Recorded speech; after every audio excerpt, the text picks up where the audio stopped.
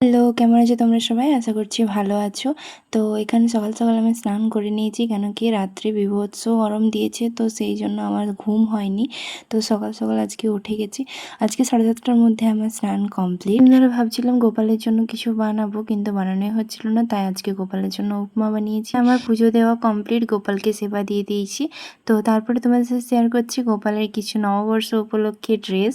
তো এখন যেহেতু এখন থেকে প্রচণ্ড গরম পড়েছে, তাই গোপালের জন্য সুতির কিছু জামাই কিনেছি। এরপর আমি প্রসাদ খেয়ে নিলাম। আর এত গরমে গোপালকে হেভি ড্রেস একদমই পরানো যাবে না, তো সেই জন্য আপাতত 4টা কিনেছি, কেন কি পরে আবার কিনবো। ওর হেভি ড্রেস সেরকম অনেক আছে, কিন্তু সুতির ড্রেস প্রায় নেই বললেই চলে। আমি যেহেতু মাছের টকটা বেশ ভালোই বানাই, মানে মায়ের কাছে আর কি, তো মা আমাকে সেই জন্য মাছের টক হলে মা আমাকে বলে যে তুই বানা। আর যে ফুলের চেনগুলো দেখলে ওগুলো দাদা আজকে এসছে, দাদা নিয়ে এসছে দোকানের জন্য।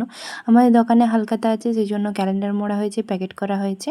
তো পরে আরও করা হবে। আর বিকেলবেলা গিয়েছিলাম একটু, মানে সন্ধ্যা দিকে গিয়েছিলাম একটু বাজার দিকে কিছু সবজি আনতে।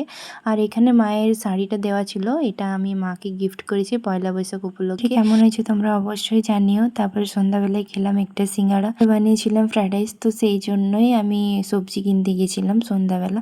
তো আজকের ভিডিওটা এই অবধি। সবাই ভালো থেকো, সুস্থ থেকো, নববর্ষ খুব ভালো করে কাটিও। তো আজকে আসি, চলো টাটা।